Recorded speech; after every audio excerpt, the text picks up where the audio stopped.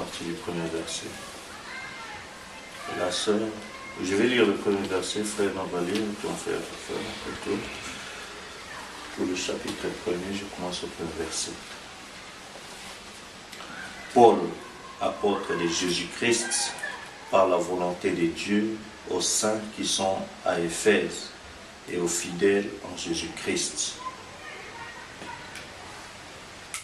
Et moi, C'est fait Éphésiens. chapitre 1er. Que la grâce et la paix vous soient données de la part de Dieu notre Père et du Seigneur Jésus-Christ. Béni soit Dieu, le Père de notre Seigneur Jésus-Christ, qui nous a bénis de toutes sortes de bénédictions spirituelles dans les lieux célestes en Christ. En lui, Dieu nous a élus avant la fondation du monde, pour que nous soyons saints et irrépréhensibles devant lui.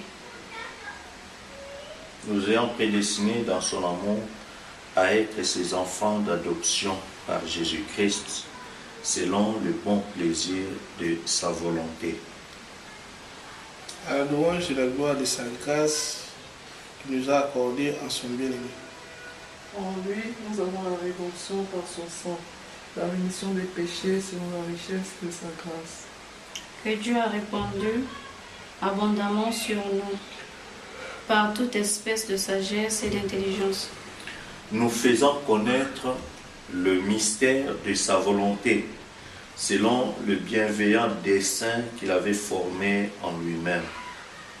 Pour le mettre à exécution lorsque les temps seraient accomplis, de réunir toutes choses en Christ, celles qui sont dans les cieux et celles qui sont sur la terre. En lui, nous sommes aussi devenus héritiers, ayant été prédestinés suivant la résolution de celui qui opère toutes choses d'après le conseil de sa volonté. Afin que nous servions à la louange de sa gloire, nous qui d'avance avons espéré en Christ. En lui, vous aussi, après avoir entendu la parole de la vérité, l'évangile de votre salut, en lui, vous avez cru et avez été scellés du Saint-Esprit qui avait été promis. Lesquels est un ange de notre héritage, lesquels est un gage de notre héritage pour la rédemption de ceux que Dieu s'est acquis à la louange de sa gloire. C'est pourquoi moi aussi, ayant entendu parler de votre foi au Seigneur Jésus et de votre charité pour tous les saints, Je ne cesse de rendre grâce pour vous, faisant mention de vous dans mes prières. Afin que le Dieu de notre Seigneur Jésus-Christ, le Père de gloire, vous donne un esprit de sagesse et de révélation dans sa connaissance, Et qu'il élimine les yeux de votre cœur pour que vous sachiez quelle est l'espérance qui s'attache à son appel, quelle est la richesse de la gloire de son héritage qu'il réserve aux saints, et quelle est envers nous qui croyons l'infinie grandeur de sa puissance, se manifestant avec efficacité par la vertu de sa force. Il l'a déployé en Christ, en le ressuscitant des morts et en les faisant asseoir à sa droite dans les lieux célestes. au-dessus de toute domination, de toute autorité, de toute puissance, de toute dignité et de tout nom qui se peut nommer, non seulement dans le siècle présent, mais encore dans le siècle à venir. Il a tout mis sous ses pieds. Il l'a donné pour chef suprême à l'Église, Qui est son corps, la plénitude de celui qui remplit tout en tout. Amen. Amen. Nous prenons aussi Malachie chapitre 4.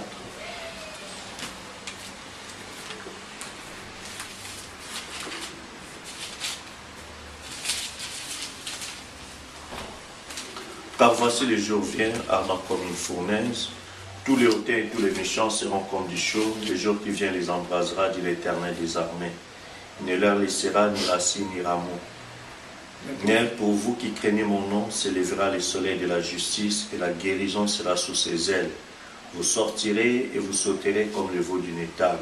Et vous foulerez les méchants car ils seront comme de la cendre sous la plante de vos pieds au jour que je prépare, dit l'Éternel des armées.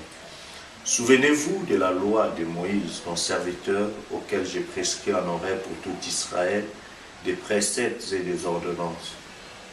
Voici, je vous enverrai Élie, le prophète, avant que le jour de l'Éternel arrive, ce jour grand et redoutable.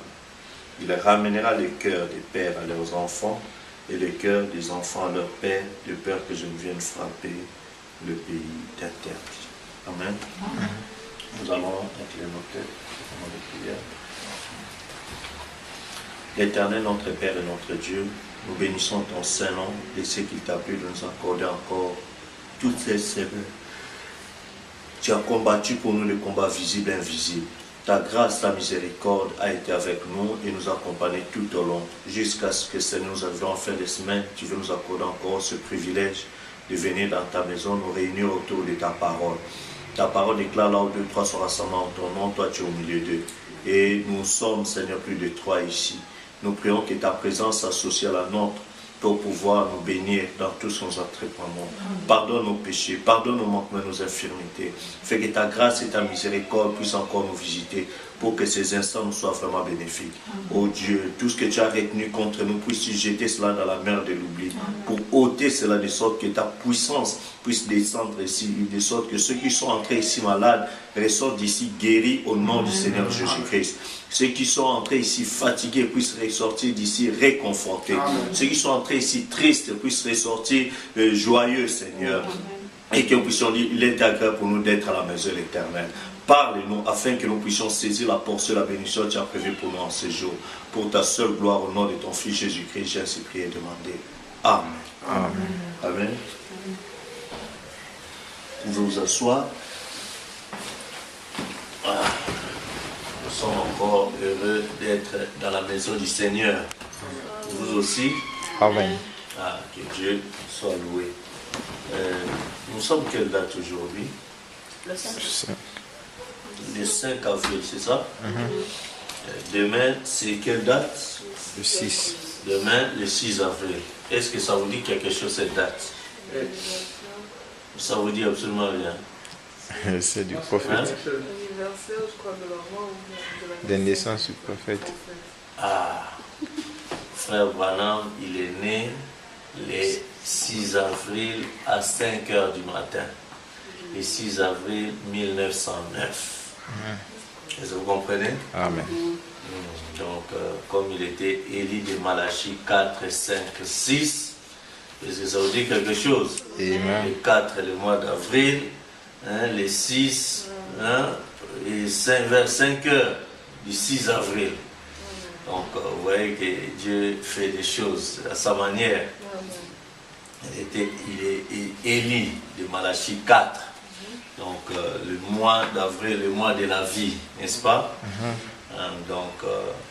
Et demain, Dieu voulant, je parlerai éventuellement à l'occasion de l'anniversaire de la naissance du prophète, si depuis qu'il est né le 6 avril 1909, si Dieu l'a regardé en vie aujourd'hui, ça ferait 103 ans. Et ça, c'est 2014, c'est ça? Oui. Donc 105 ans. Si il était encore en vie, il allait totaliser 105 ans. Mais il est mort à l'âge de 56 ans. Donc là, nous vivons quasiment 50 ans ou 56 ans presque, depuis son départ. 108 ans. Il allait avoir 108 ans, voilà. Donc vous voyez que ça fait plus de 50 ans depuis qu'il est parti. Est-ce que vous comprenez? Amen. Mais il nous a laissé un message qui n'est pas le sien, mais qui est le message de Dieu. Il était juste le porteur du message. N'est-ce pas? Amen. Et ce message nous fait du bien 50 ans plus tard et ça continue encore d'agir. Et c'est important pour nous de comprendre pourquoi Dieu fait des choses de cette façon-là. Et pendant que j'ai pensé dans ma méditation par rapport à cette date, j'ai prévu parler sur le messager de Malachie 4, mais ça, Dieu voulant, je parlerai de cela demain. Et pendant que j'étais là en train de méditer et tout, quelque chose m'est venu dans la pensée sur ce que Dieu fait, parce que notre vie sur la terre n'est pas un hasard. J'allais parler sur ce que j'aimerais appeler le but de Dieu pour l'homme, ou bien en d'autres termes, la raison d'être de l'homme. Est-ce que vous comprenez? La raison d'être de l'homme. Mais ça, c'est le thème que j'ai pensé, mais mon sujet, ce sera le mystère de sa volonté. Est-ce que vous comprenez? Amen. Parce que c'est quelque chose de très capital. Nous avons lu tout à l'heure dans, je crois que c'est dans Éphésiens, n'est-ce pas? Chapitre, on lit dans Éphésiens, chapitre 1er, n'est-ce pas? Amen. Je crois que vous l'avez encore avec vous. Amen. Éphésiens chapitre 1er. Alors, à partir du verset 9. D'accord? Vous êtes avec nous? Éphésiens 1er verset 9 à 10. Nous faisons connaître le mystère de sa volonté, selon le bienveillant dessein qu'il avait formé en lui-même. Amen. Amen. Verset 10 dit, pour le mettre à exécution lorsque les temps seraient accomplis. Aujourd'hui, nous sommes dans l'âge où il a juré. Selon l'Apocalypse, dit que le temps est fini. Le temps est accompli, n'est-ce pas? Amen. Qu'il n'y aura plus de délai, il n'y aura plus de temps. Donc, Dieu devait mettre son plan d'exécution, de révéler à l'homme le mystère de sa volonté lorsque le temps serait accompli. Quand le temps sera accompli, qu'est-ce que tu dois faire? De réunir toutes choses en Christ. Amen. Amen. Celles qui sont dans les cieux, amen, et celles qui sont sur la terre. Donc nos corps théophaniques qui étaient dans les cieux, il doit réunir cela pour que ça quitte le ciel et que ça descende sur la terre et que nous puissions nous unir. Amen. Dans une union invisible. Amen. Est-ce que vous comprenez? Donc il vient pour nous faire connaître le mystère de sa volonté. Amen.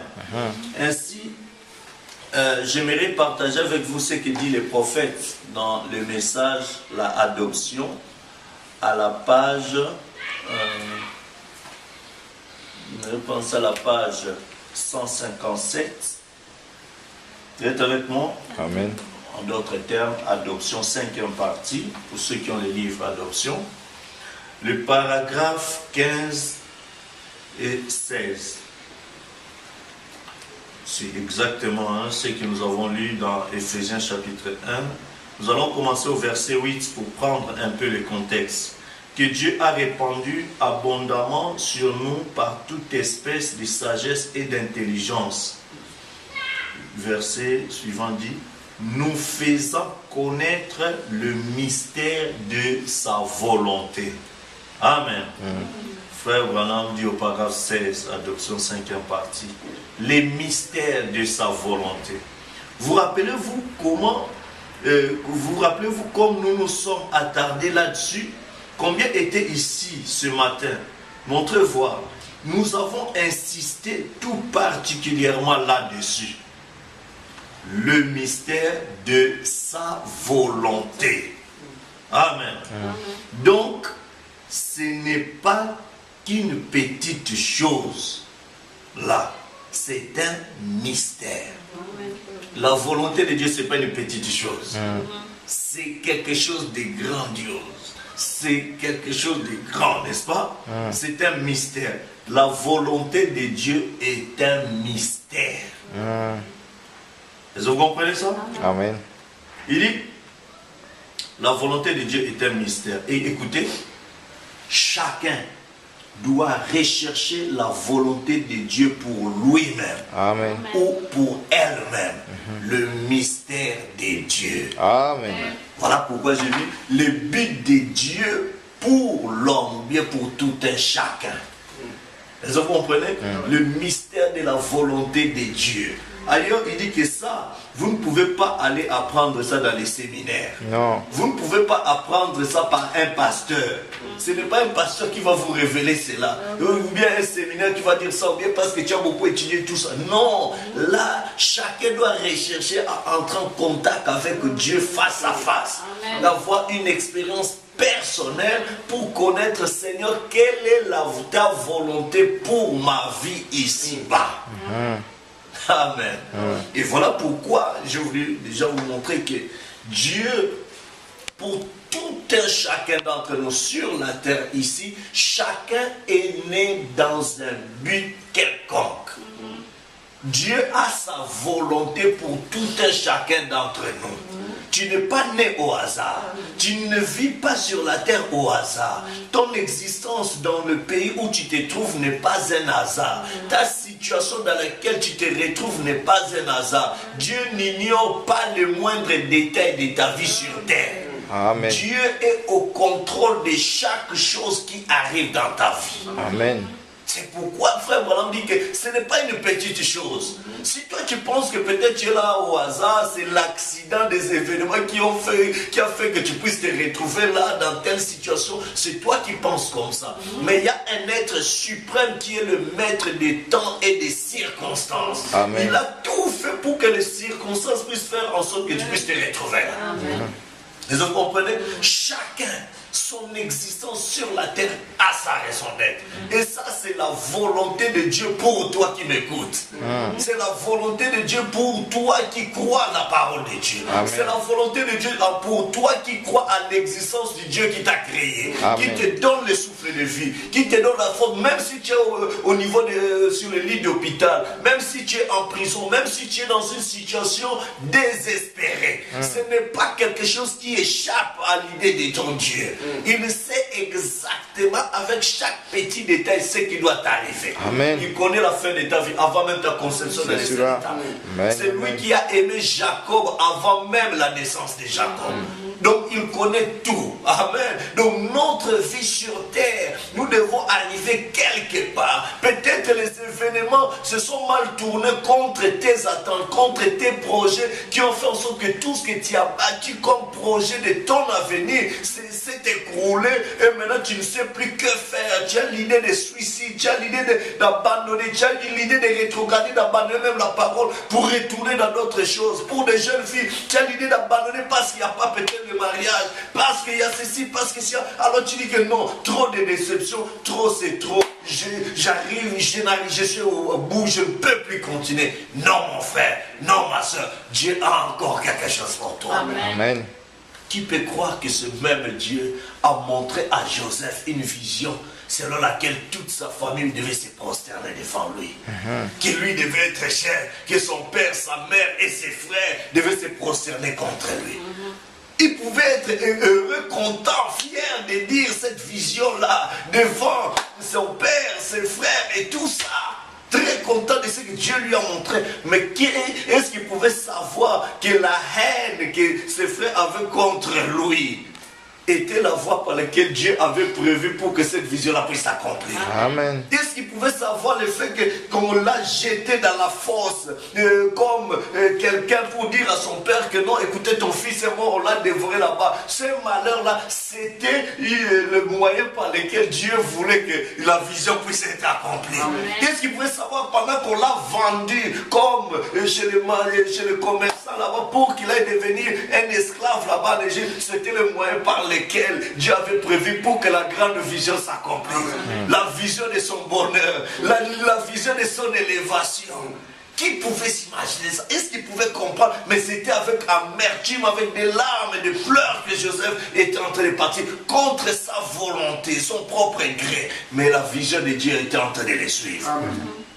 Est-ce qu'il pouvait comprendre pendant qu'il a trouvé le boulot en Égypte là-bas, chez ce chef militaire là-bas, il pouvait comprendre que cette femme-là pouvait chercher à le draguer pour aller avec lui? Est-ce qu'il pouvait comprendre?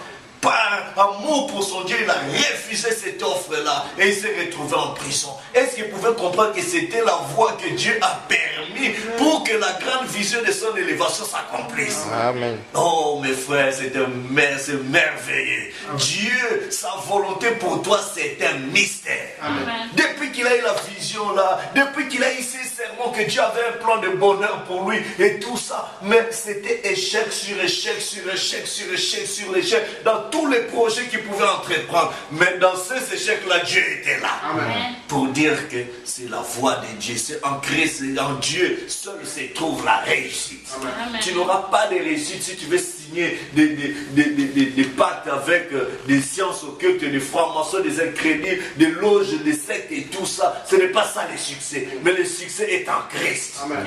Il a dit, partout où foulera la plante de vos pieds, que cette parole ne s'écarte pas de ta loi, de ta bouche, mais dites-la nuit et jour. C'est alors que tu agiras fidèlement et c'est alors que tu auras du succès dans toutes tes entreprises. Amen. Mettez Dieu devant toi, mets Dieu devant toi, tu verras ce que Dieu fera. Ce qu'on appelle aujourd'hui l'échec, tu penses être peut-être au bas de la pyramide, mais Dieu regarde la pyramide dans un sens inversé. Tu es toujours au top. C'est lui qui a dit tu seras la tête et non la queue. Il connaît tout ce qu'il est en train de te dire. Il sait ce qu'il y a de mieux. Donc le mystère de Dieu, la volonté de Dieu pour un homme, c'est un mystère. Amen. Et chacun doit rechercher la volonté de Dieu pour sa vie. Amen. L'existence de Joseph sur la terre était un mystère. Et il était dans le plan de Dieu. Le croyez-vous? Amen. Croyez-vous que Samson était né dans un but? Amen. Amen. Amen. Il n'était pas un fils au hasard. Sa naissance était dans un but. Il devait délivrer les enfants d'Israël des Philistins. Est-ce que vous comprenez? Vous dites, mais oui, c'est bon et tout ça. Mais je peux vous donner encore un autre exemple de Gédéon. Gédéon, lui d'ailleurs, il s'est sous-estimé. Il veut dire, mais non, mais moi je suis le plus petit de notre famille. Et pire encore, notre famille est la moindre. Nous, dans notre pays, notre tribu, c'est la tribu la plus maltraitée, malmenée. D'ailleurs, pire encore, nous, d'ailleurs, on n'est rien. On n'est absolument rien. Mais toi, tu penses que dans cet état de négligence, dans cet état délaissé, que Dieu ne te voit pas, tu es comme un produit du hasard. Mais c'est dans cet état-là qu'il est capable de te ramasser pour t'élever. Parce que Dieu élève ce qui est négligé. Amen. Amen. Le Fils de Dieu qui est venu sur la terre, la Bible dit dans Isaïe 53, il s'est élevé comme une faible plante, semblable à celui dont on détourne les regards, mais qui pouvait savoir si la vie éternelle venait par lui. Amen. Gédéon pensait que c'était important pour lui de se faire sous-estimer parce que sa famille était la moindre et que lui il était qu'un rien et tout ça, mais il était né dans le but de délivrer les enfants d'Israël des Madianites. Est-ce que vous comprenez? Vous avez dit, mais il n'y a que des frères, il n'y a que des prophètes, mais c'était tout ça. Mais non, Esther aussi était née dans un but. Elle a suivi la parole de Dieu, elle a écouté le conseil de Mardochée et tout ça, parce que quelque part, elle avait un rôle à jouer, pas seulement pour sa famille, mais c'est pour tout son peuple. Amen. La manière dont tu prends position pour la parole aujourd'hui, toi sœur, sache que quelque part, il y aura beaucoup de gens qui pourront être délivrés. Amen. Le contact de Jésus avec la Samaritaine a mené toute une ville à la conversion. Amen. Donc toi sœur, ne pense pas que tu es le fruit d'un hasard. C'est par hasard que tu as cru la parole. Non, les difficultés, les soucis de ta vie, c'est le canal par lequel Dieu forge un caractère. Parce qu'après cette étape-là, il y aura un grand écho qui va se réjouir. C'est pourquoi tiens bon, reste dans la parole, reste dans la volonté de Dieu. Les souffrances du temps présent ne sauraient être comparées à la gloire à venir. Amen. Il y a une gloire qui vient. Ne pense pas que les hommes qui viennent te draguer et tout ça, parce que tu es dans la souffrance, c'est l'occasion pour toi d'abandonner Christ pour aller te essuyer et tout ça. Non, reste en Christ, reste dans la parole. Dieu a un plan pour toi. Recherche la volonté de Dieu pour ta vie. Amen. Chacun de nous doit rechercher la volonté de Dieu dans sa vie. Amen. Pourquoi, Seigneur, tu as permis que je sois en Europe? Pourquoi tu as permis que je sois en Afrique? Pourquoi tu as permis que je sois en Amérique? Pourquoi tu as permis que je sois en Asie, en Océanie, et je ne sais où, Seigneur? Pourquoi tu as permis que je sois là où je suis, Seigneur? parce que tu as quelque chose à faire au travers de moi. Seigneur, révèle-moi ta volonté. Moïse pensait qu'il était né peut-être pour être le futur pharaon. Tout dans sa tête se disait que après tout, j'ai fait mes études, j'ai fait les arts martiaux, j'ai fait ceci, je suis un grand général de l'armée, alors j'ai tous les atouts pour pouvoir délivrer ce peuple de l'Égypte pour les ramener à la terre promise. C'est ce qu'il pensait que par sa force. Mais Dieu avait un autre programme. Amen. Amen. Donc c'est pourquoi Dieu aussi avait un programme. Tes parents pensent qu'ils t'ont envoyé étudier au Maroc, étudier en France, étudier aux États-Unis, étudier par-ci par-là, et tout ça. Oui, c'est bien, c'est ce qu'eux ils ont pensé. Mais Dieu a aussi une pensée pour toi. Amen. Ils vont dire amen à ça. Amen. Dieu a un but dans la vie de tout un chacun. Toi, sœur, toi, frère, sache que Dieu a un but dans ta vie. Ils vont dire amen à ça? Amen. Donc si nous sommes là, voilà pourquoi même le prophète William Marion Branham, sa vie avait un but. Amen. Il a eu à connaître la volonté de Dieu, pourquoi il était là. Et si lui il a connu pourquoi il était là, toi aussi tu dois connaître pourquoi tu crois ce message. Amen. Pourquoi Dieu t'a placé sur la terre.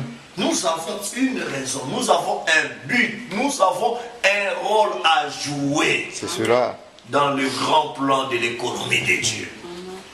Vous allez dire amen à ça? Amen. Donc c'est pourquoi il dit la volonté de Dieu est un mystère et chacun doit rechercher la volonté de Dieu. Amen. Pour lui-même ou pour elle-même, le mystère de Dieu. De quelle façon la découvrons-nous? Paul, elle lui a été révélée. Amen. Il a dit qu'il n'a consulté aucun homme, ni la chair, ni le sang. Il n'est allé à aucune école, à aucun séminaire.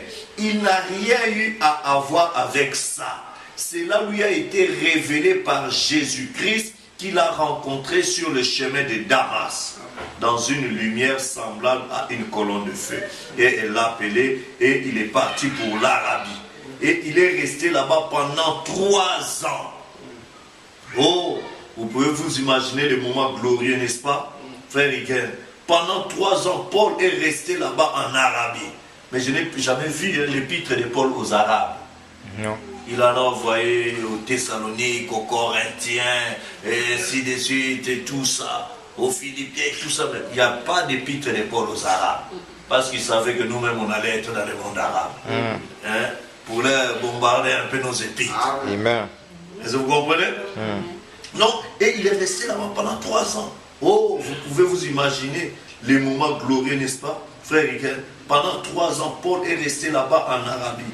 Il s'est loué une petite maison quelque part. Et il allait et venait avec tous les vieux rouleaux. Il n'avait pas de nouveaux. C'est Paul qui les a écrits pour la plupart.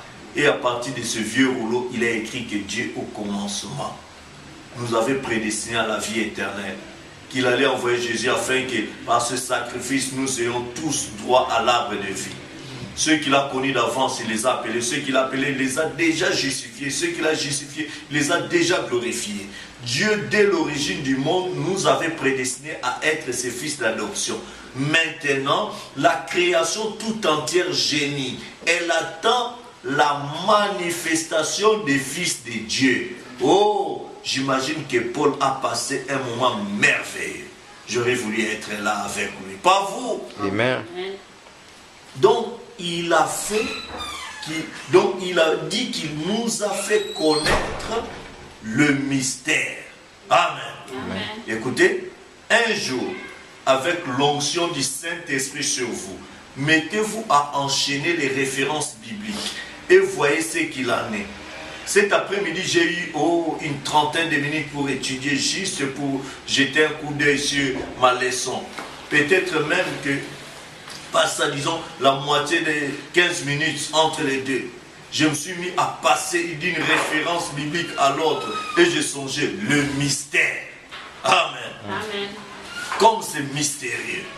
Et les Écritures m'ont amené dans l'Ancien Testament.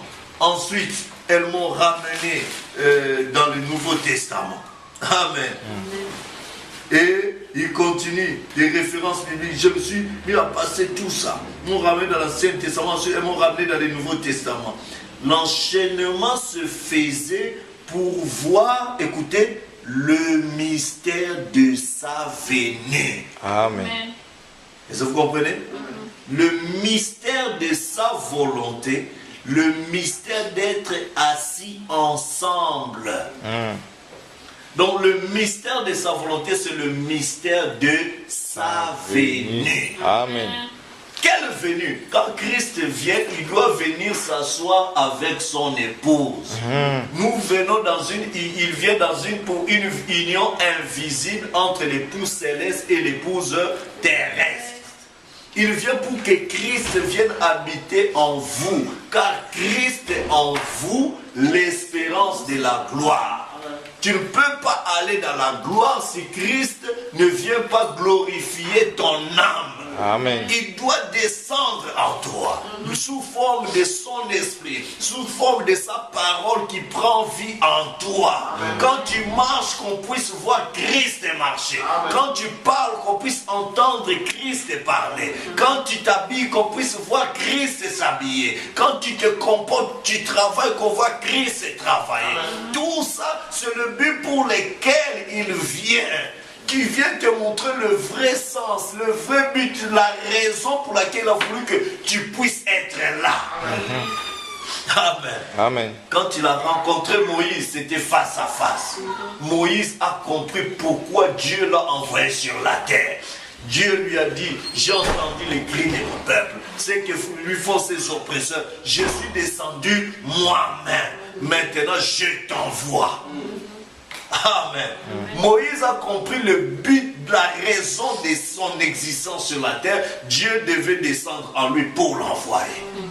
Gédéon, après avoir entendu les histoires qu'on lui racontait, oh nos pères, le Dieu de nos pères a fait des miracles. Le Dieu de nos pères, il a ouvert la mer rouge, il a fait ceci, il a dit, mais où est ce Dieu-là dont nos pères nous ont parlé? Si Dieu est pour nous, mais où sont ces miracles qu'il faisait? Il ne s'est pas limité dans l'historique de ce qu'on lui a dit comme prédication, mais il a voulu avoir un contact personnel, un contact réel avec ce Dieu-là. Jusqu'à ce qu'il a eu une visitation surnaturelle. Et ce Dieu-là est venu lui dire, bon, va avec la force de Dieu. Toi, tu es un vaillant héros. Il commençait à donner des justifications. Mais non, tu vois, je suis pauvre, je n'ai rien et tout ça. Bon, comme tu n'as pas de force, va avec la force de Dieu. Amen. Parce que la petite force de Dieu en toi fera de grandes choses. Car celui qui est en vous est plus grand que celui qui est dans le monde. Amen. Alors n'aie pas peur. Ah bon, quand il a eu ces contacts, cette expérience surnaturelle, quelque chose a changé. Ce n'était plus des explications des rabbins ou bien des prédicateurs ou des sacrificateurs de son temps, mais c'était une expérience face à face avec Dieu.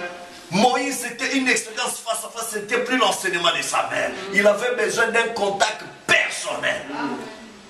Amen. Samson, c'était une expérience personnelle aussi. Il a compris qu'il faut que je garde les secrets. On m'a enseigné ça, mais il faut que j'arrive à voir quelque chose. Tu as bien suivi les sermons de ton puissant pasteur. Tu as bien suivi l'enseignement de ton puissante église qui est très charmante. C'est très bien. Mais ne te limite pas d'être un bon auditeur de l'église. Un bon membre de l'église. Cherche à entrer en contact personnel avec ce Dieu-là. Qui est le surnaturel. Il viendra te dire pourquoi tu es là. Il viendra te dire la raison pour laquelle il t'a poussé à être en contact avec ce message. Il viendra te donner la vraie raison pour laquelle il a voulu que tu sois ici dans ce pays pour croire sa parole. Parce qu'il a une œuvre à faire avec toi. Tu n'es pas là au hasard. Non. Daniel n'est pas parti à Babylone au hasard. Dieu savait ce qu'il devait faire avec Daniel. Il avait une raison pour cela. Donc ne pense pas que quand Dieu, qui est le maître des temps et des circonstances, a voulu que les circonstances puissent te déplacer depuis ton pays pour ce désert ou pour le pays là où tu es, que ce soit le fruit d'un hasard. Non! Tu dois rechercher la volonté de Dieu pour ta vie. Amen. Tes parents voulaient que tu viennes étudier, tes parents voulaient que tu sois ingénieur, comptable, ceci, cela, c'est que tout à fait bien. Mais au-delà de ça, Dieu a voulu que tu puisses connaître quelque chose. Parce qu'il veut travailler face à face. Ça ne doit pas être, tu ne dois pas être membre d'une église parce que c'est papa qui est là, membre d'une église parce que c'est l'oncle qui est là, parce que c'est maman qui est là. Non, je veux être non pas seulement dans une église, mais être dans le corps mystique du Seigneur Jésus-Christ au travers d'une expérience surnaturelle personnelle. Amen. Amen. C'était bon à Jacob de savoir qu'il a trompé son grand frère, il est parti là-bas chez son oncle, il a volé son oncle et tout ça. Mais quand il s'est senti coincé et que son frère là-bas, il a fui son frère et son oncle là-bas, il chassait tout ça et qu'il était au retour, il a appris, mais ton frère là-bas te recherche. Jacob s'est isolé et il est resté seul.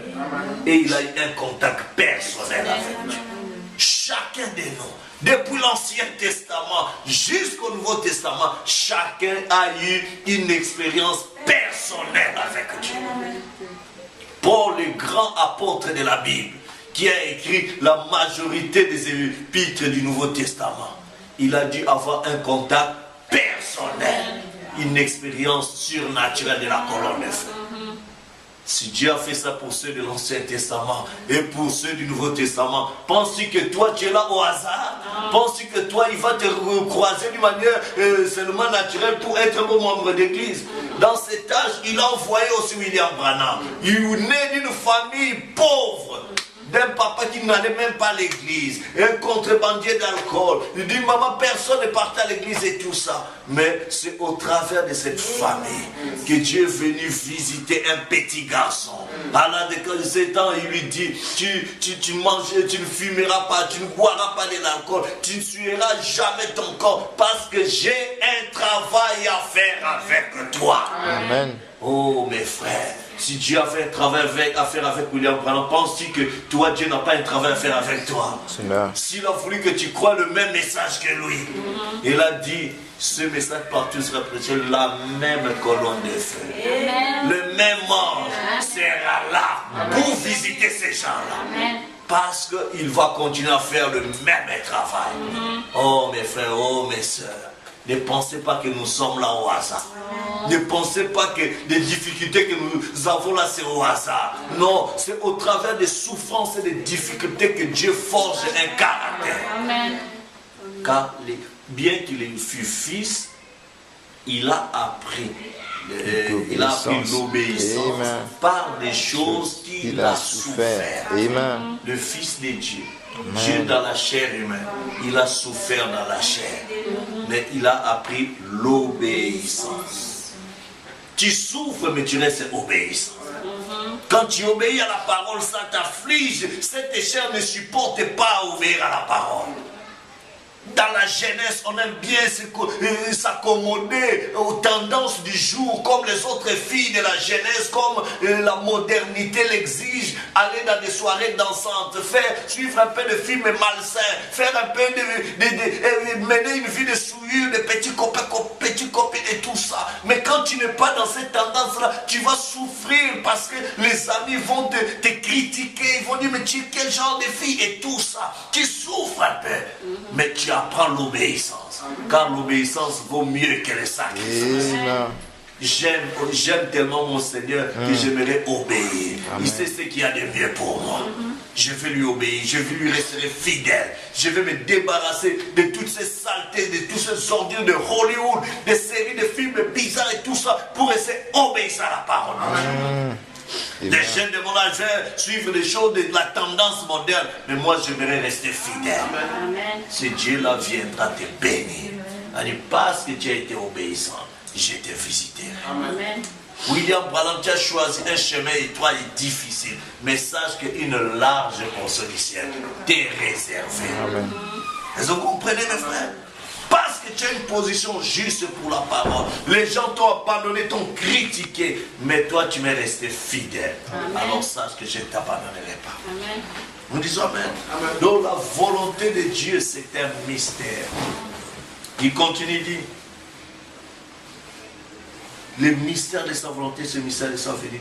Le mystère de sa volonté, c'est le mystère d'être assis ensemble avec Christ.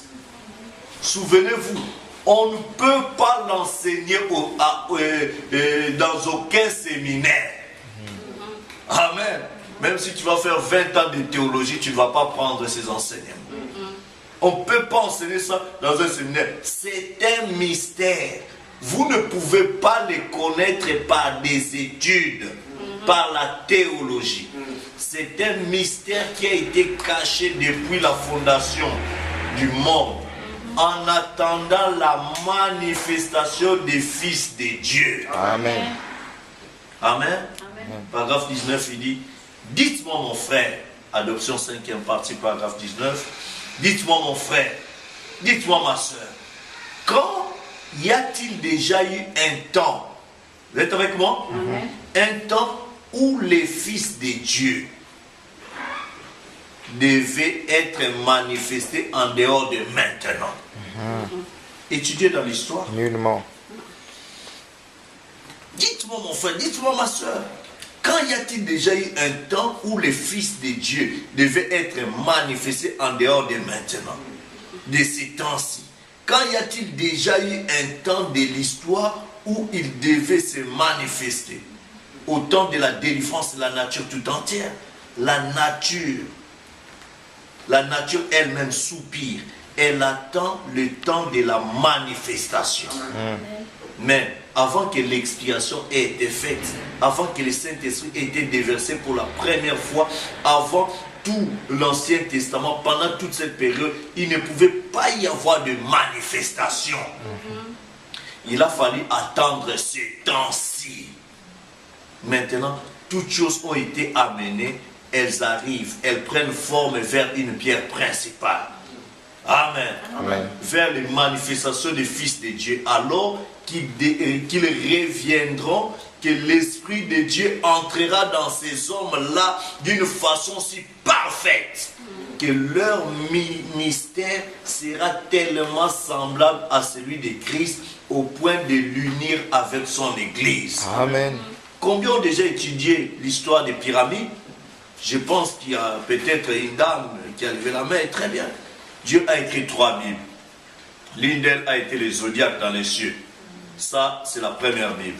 L'homme devait regarder, devait lever les yeux pour se rendre compte que Dieu vient d'en haut. Suivez les zodiaques. L'avez-vous déjà étudié? Il précise même à chaque âge, jusqu'à l'âge du cancer même. Il donne le commencement, la naissance de Christ. Quel est le premier signe du zodiaque? La Vierge. Quel est le dernier signe du zodiaque? Le lion. La première venue et la seconde venue de Christ. Tout ça, c'est écrit là. Ensuite, la Bible suivante, elle a été écrite dans la pierre. Ça s'appelait les pyramides. Dieu a écrit les pyramides. Si vous les étudiez, observez l'histoire ancienne et les guerres. Elles ont été construites avant la destruction antédiluvienne. La troisième a été écrite sur papier. La Bible pour ce monde très intelligent, très intellectuel qui allait venir. Maintenant, Dieu a parcouru les âges et nous sommes maintenant à celui du lion. Nous en sommes au moment où la pyramide va être coiffée. Nous en sommes au livre d'Apocalypse, au dernier chapitre. La science déclare que nous sommes à 3 minutes de minuit. Oh, nous en sommes là, pensez-y. Amen. Amen. Donc frère Branham dit, chacun de nous doit rechercher la volonté de Dieu pour sa vie. Si nous sommes sur la terre, nous avons un but. Et quand nous devons rechercher ce but-là, que Dieu puisse nous révéler cela et nous investir. Amen. Si tu ne sais pas le but de Dieu pour ta vie, tu n'es qu'un vagabond. Tu peux avoir autant de diplômes que tu veux, mais tu ne seras jamais stable. Parce que le but de Dieu pour ta vie, il y a un but. Comme Dieu a voulu que Samson puisse avoir un but dans sa vie. Comme Dieu a voulu que Gédéon puisse avoir le but pour sa vie. Comme Dieu a voulu que Esther puisse avoir un but pour sa vie. Comme Dieu a voulu que Moïse puisse avoir un but pour sa vie. Aujourd'hui, nous sommes à la veille de l'anniversaire de la naissance du prophète. William Branham a eu un but pour sa vie. Amen. Demain, Dieu voulant, nous en parlerons. Et toi et moi, nous avons un but de Dieu pour notre vie. Amen. Nous avons la volonté de Dieu. C'est un mystère. Le mystère de sa volonté. Amen. Le mystère d'être assis ensemble avec Christ.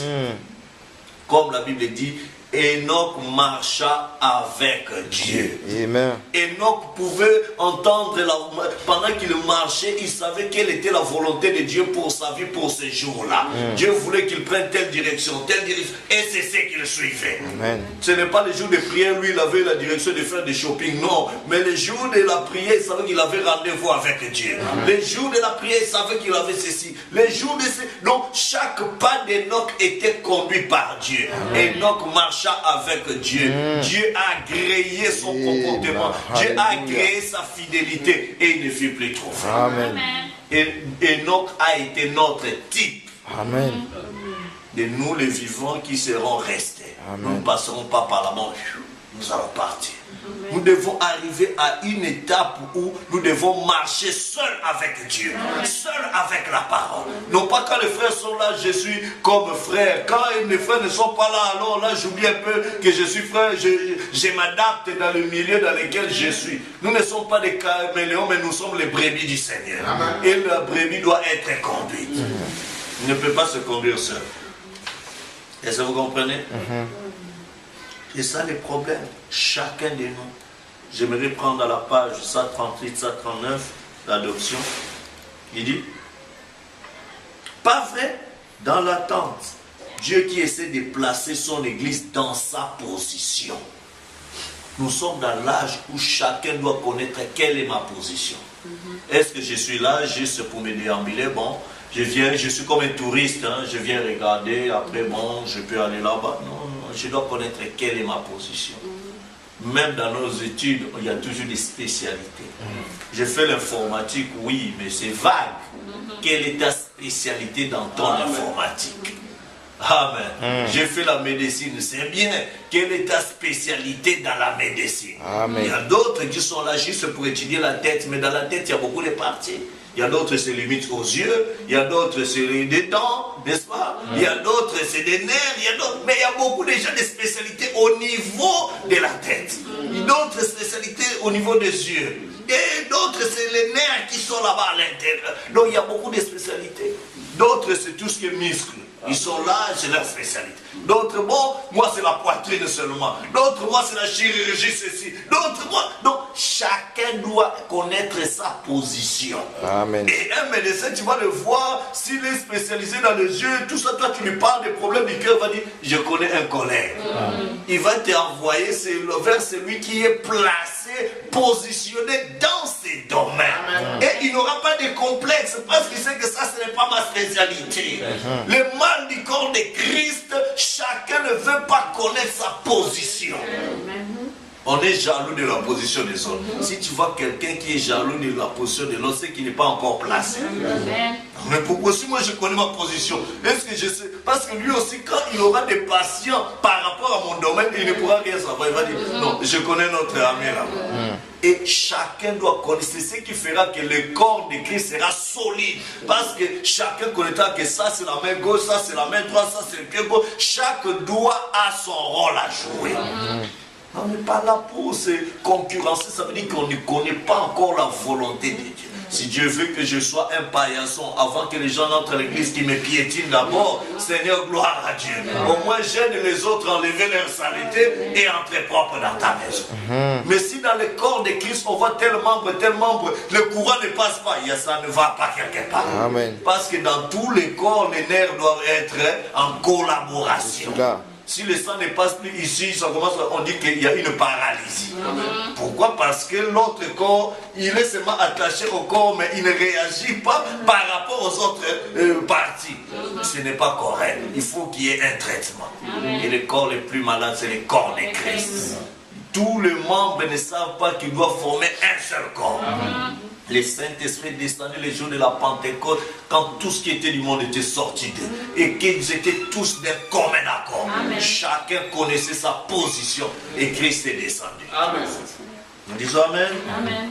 Et continue, il dit, le monde aujourd'hui attend à voir des fils de Dieu manifestés. Il dit, pas vrai Dieu, pas vrai dans l'attente. Dieu qui essaie de placer son église dans sa position pour qu'il puisse se manifester. Dieu veut se manifester, mais il veut que pour qu'il se manifeste, il ne peut que se manifester au travers de toi, au travers de moi. Mais pour que Dieu puisse se manifester, il faut que tu sois placé dans ta position. Amen. Vous n'êtes pas deux personnes à occuper la même position. Non, tu es seul dans l'économie de Dieu. Amen. Donc Dieu n'attend que toi pour que lui il puisse agir ce qu'il doit agir. Amen. Amen. Dieu n'avait pas dit, bon Moïse, comme toi tu es bègue, tu ne sais pas bien parler, bon, je te zappe, je prends quelqu'un d'autre à ta place. Non, toi tu dois rester là. Je t'ai prédestiné pour être là. Alors sur quoi que ce soit, je vais t'envoyer un autre secondaire qui viendra t'assister, mais la tâche, c'est toi qui dois faire. Toi tu parles et ton frère, alors on va exécuter. Vous comprenez? Donc tu n'es pas un moindre dans la présence de Dieu. Ah non, dans l'église, moi je vais seulement, moi je n'ai pas de fonction, je suis seulement, j'écoute seulement la parole, je vais. Non, tu ne comprends pas encore ta position. Ta prière, Dieu l'exauce pour l'avancement. Amen. Tes amens, Dieu en a besoin. Ta voix pour le louer, Dieu en a besoin. Chacun a son rôle. Si tu es là pour jouer, comment on appelle ça, je sais pas, les tchaka-tchaka, tu dois jouer ça. Tu es là pour le piano, pour le synthétiseur, la guitare, Dieu a besoin de toi. Vous comprenez? Chacun a son rôle. Si peut-être tu vas dire, est-ce que vraiment, moi c'est vraiment le rôle de Dieu pour moi? Toi tu peux minimiser, mais pour Dieu tu ne sais pas ce que ça fait. Une fois, frère Branham prêchait la foi parfaite. Il donne un témoignage, il dit, il avait une réunion de prière, c'était une ligne de prière. Il priait, alors on chantait, le grand médecin est ici maintenant. Tellement que l'onction était dans la salle. Une petite fille était guérie, alors c'était tellement une guérison miracle que même la personne qui jouait s'était emportée, il s'est levé pour louer Dieu et tout ça, mais des notes de piano continuaient à jouer. Parce que le Saint-Esprit a pris le contrôle pour que la mélodie puisse continuer. Donc, quand Dieu te place là-bas, le Saint-Esprit en toi va agir. Amen. Amen. Une fois, il y a un pasteur aux États-Unis, il a même parlé d'une voiture que Dieu a conduite. On dit entre dans la voiture. Il entre, il voit la voiture démarrer et la voiture commencer à partir. Mais au volant qui était là, c'était lui-même qui a pris le contrôle. Amen. Oh mes frères, il ne faut pas jouer avec. Quand Dieu te place quelque part, personne ne pourra te bouger. Amen. Là, tu connaîtras ta position. Josué était né dans un but, que le peuple puisse prendre possession de leur héritage. Alors, quand le soleil voulait les déranger, à cause des ennemis, tout l'a dit, soleil, arrête-toi là-bas. Lui, reste là. J'ai un travail, je connais ma position, je vais de l'avant. Quand tu connais ta position et que tu es dans le chemin du devoir, il n'y a pas assez de démons en enfer pour t'empêcher. Dieu t'accordera les désirs de ton cœur, va de l'avant. C'est pourquoi la Bible dit, si nous savons, si nous demandons quelque chose selon sa volonté, nous savons qu'il nous écoute. Et si nous savons qu'il nous écoute, nous possédons déjà la chose que nous lui avons demandé, quelle qu'elle soit. Amen. Avant même que je ne voie ça, je sais que j'ai déjà possédé.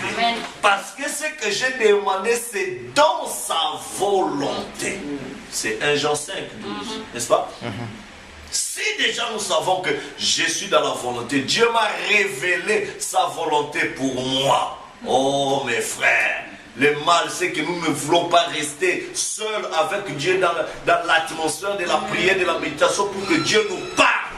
On veut rester tout le temps embrouillé avec des choses de ce monde, Internet et tout ça. Rester à jour dans des choses de ce monde et tout ça. Mais ça je ne suis pas contre ça. Mais si ça te prend trop de temps pour ton Dieu, alors revois un peu ton programme. Cherche à rester isolé. Une femme ne peut pas concevoir ou donner des enfants pour son mari s'il ne reste pas dans l'intimité avec son mari. Non. Même si tu reçois bien des visiteurs, tu es gentil avec ta belle famille, mais pour donner les enfants pour ton mari, afin que ton mari soit glorifié, tu as besoin de moments d'intimité avec ton mari. Amen. Et notre époux, c'est Christ, la parole révélée. Amen. Il faut rester dans des moments d'intimité avec Christ, la parole révélée, dans la méditation, dans la prière. C'est bien de faire des prières ensemble et tout ça, mais toi-même prends aussi des moments seuls. Amen. Le Seigneur Jésus prenait des fois des gens, quelques disciples pour aller prier, mais quand ils arrivaient à la montagne, lui, il s'isolait encore. Est-ce que vous comprenez? À Gethsemane, il était aussi seul, prenant des temps de prière. C'est important. Comprenons que nous avons la raison de Dieu pour notre vie. Que Dieu nous révèle cela, afin que nous puissions nous y investir. Dieu t'a donné l'argent, mais si tu ne sais pas quelle est la volonté de Dieu pour ta vie, l'argent que tu auras, tu ne pourras pas mieux investir ça pour la cause de Christ, parce que tu n'as aucune révélation. Tu ne sais pas pourquoi l'argent est là, tu ne sais pas pourquoi l'intelligence est là, tu ne sais pas pourquoi Dieu m'a placé là-bas, mais si tu sais que Dieu t'a placé quelque part, c'est pour une cause juste. Amen. Et il veut que les gens voient Dieu au travers de ce que tu fais. Amen. Amen. Il dit, pour paragraphe 161, page 138, adoption, il avait formé lui-même ce dessin avant la fondation du monde. Combien le comprennent, vous voyez, pour le mettre à exécution. Oh là là, voilà encore autre chose. Oh là là, ne nous arrêtons pas cette fois. Voyez-vous, lorsque l'État se raconte. Croyez-vous aux dispensations? La Bible dit dans la dispensation, en anglais, du roi Jacques, de la plénitude du temps. La plénitude du temps, qu'est-ce que c'est? Il y a eu la dispensation de la loi mosaïque. N'est-ce pas? Amen. Il y a eu la dispensation de Jean-Baptiste. Il y a eu la dispensation de Christ. Il y a eu la dispensation de l'organisation des églises. Amen. Amen. Il y a eu la dispensation de l'effusion du Saint-Esprit. Maintenant, il y a la dispensation de l'adoption. Amen. Est-ce que vous me suivez? Amen. Ce que le monde attend, c'est après quoi il soupire. Et lorsque les temps seront accomplis, dans la dispensation de la plénitude du temps, c'est-à-dire le temps est arrivé au plein. Donc après, quand quelque chose est plein, qu'est-ce qui vient ensuite? Ça déborde.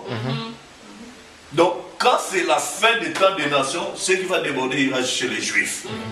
Donc maintenant, on attend ça aujourd'hui à la plénitude du temps, c'est-à-dire le temps est accompli.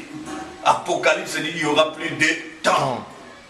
Est-ce que vous comprenez? Donc du coup, c'est maintenant qu'on doit s'élever.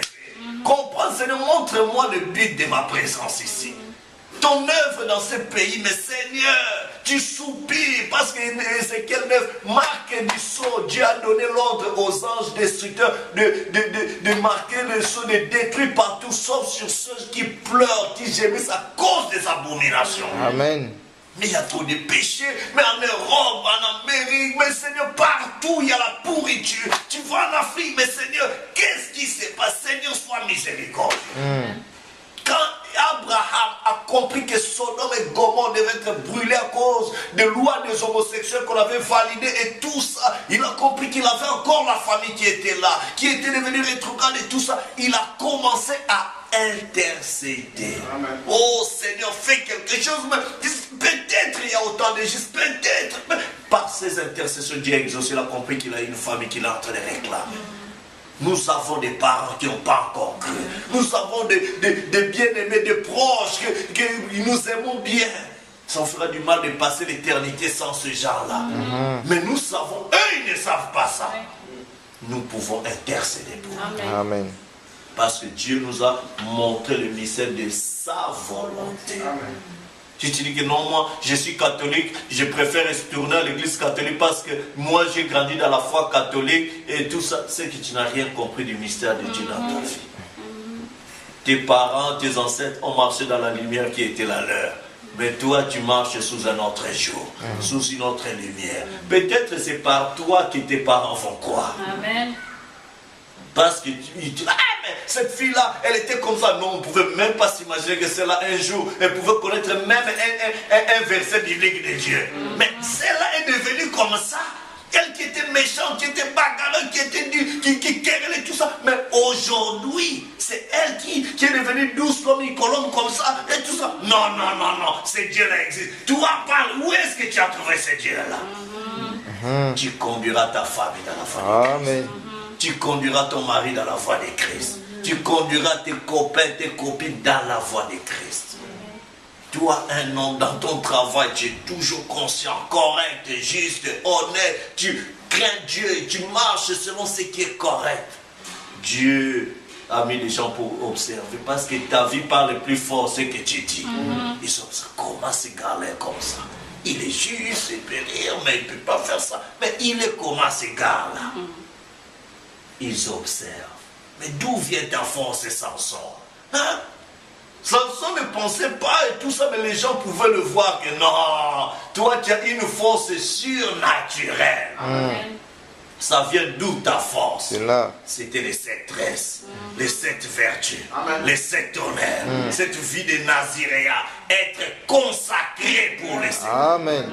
C'était ça son secret, c'était ça sa force. Les gens t'observent. Ils viennent te dire, mais toi tu es comment? Tu es bizarre, tu es différent des autres filles, tu es différent des autres garçons. Pourquoi tu es comme ça? Parce que tu bois de l'eau vie. Amen. Amen. Croyez-vous aux dispensations? Nous sommes dans la dispensation de la plénitude du temps. N'êtes-vous pas heureux? Amen. Comment va-t-il le faire? Il va réunir toutes choses en qui? En Christ. Comment entrez-vous en Christ? Par un seul esprit. D'un seul esprit, nous sommes tous baptisés pour former un seul corps. Un seul corps. Et ce corps est le corps de qui? De Christ. Déjà jugé. Amen. Il a pris notre jugement. Alors qu'est-ce que nous sommes? Quand je verrai le sang, je passerai par-dessus. Et chaque fois qu'il le regarde, le corps est là. Il est assis tout sanglant. Et moi, je suis dans ce corps. Par quoi? Par le Saint-Esprit. Il passe par-dessus. Oh là là! Et dans la plénitude des temps, de la dispensation des temps, afin de réunir toutes choses en Christ, celles qui sont dans les cieux. Maintenant, si vous voulez parler d'un nom, allons-y tout de suite. On va en parler pendant un moment. Toute la famille dans les ciels se nomme comment? L'Assemblée dit Jésus-Christ. Toute la famille sur la terre se nomme comment? Jésus-Christ. Il y a des femmes très bien ici. Vraiment bien, des grandes valeurs, des vraies dames. Il y a une seule Madame Branham, ou Madame William Branham, c'est mon épouse. C'est elle qui rentre à la maison avec moi. Voyez-vous, toutes les autres, vous rentrez avec vos maris. Il n'y a qu'une seule glorieuse église vivante du Dieu vivant. Amen. Elle porte son nom. Elle est remplie de son esprit. C'est exact. Je ne dis pas, je ne condamne pas les bonnes œuvres. Je ne condamne pas leurs hôpitaux et les bonnes choses qu'ils font. Je trouve que c'est merveilleux. Que ce sont des bénédictions de Dieu envers cette pauvre humanité souffrante. Je ne condamne pas toutes ces autres choses qu'ils font. C'est bien. C'est tout à fait ce qu'il faut. Et leurs grandes organisations et les millions de dollars, bien sûr, je préfère que beaucoup voient ça plutôt que des bars au coin de la rue. Certainement que j'honore ces hommes en tant que prédicateurs qui se tiennent en chair. Mais pour ce qui est de réunir toutes choses à la fin de la dispensation, pour ça, il faudra attendre la manifestation des fils de Dieu. Dans cette dispensation, alors qu'il réunira tous ceux qui ont été amenés en Christ. Qu'est-ce que Christ? comment entrons-nous en lui? 1 Corinthiens 12. D'un seul esprit, nous sommes tous baptisés pour former un seul corps, Amen. qui est le corps de Christ. Amen. Et nous avons part à tous les dons et à toutes les bonnes choses qu'il possède. Pas vrai? Amen. Et toute la terre soupire, gémit, elle attend les manifestations. Le moment où Christ et son Église s'uniront.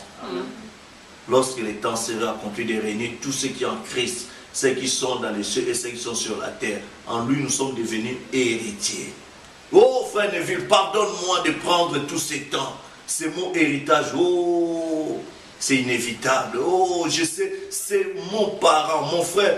J'espère que je ne suis pas fou. Je ne le pense pas, mais oh là là, un héritage. Nous avons obtenu un héritage. Quelqu'un doit vous léguer quelque chose. Dieu, avant la fondation du monde, vous a légué quelque chose. Un nom écrit dans les livres, afin que lorsque l'agneau serait immolé, vous soyez identifiés afin que lorsque l'agneau serait immolé, vous soyez identifiés avec lui. Oh, retenons ça jusqu'à ce soir. Continuons à lire encore un petit peu. Oh là là!